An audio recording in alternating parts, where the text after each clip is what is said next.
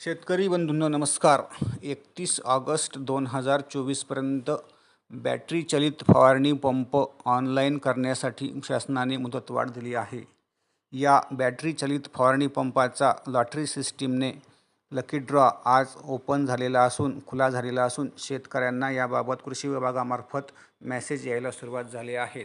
या मेसेजमध्ये शेतकऱ्याचे नाव, त्यानंतर कृषी विभागाच्या राज्य योजना सोयाबीन योजनेच्या ऑनलाईन सोडतीत बॅटरी चलित फवारणी पंप, गळीत धान्य किंवा कापूस या घटकाअंतर्गत आपली निवड झाली आहे. सदर निविष्ठा प्राप्त करून घेण्यासाठी आपल्या गावातील कृषी सहाय्यक यांच्याशी संपर्क करावा.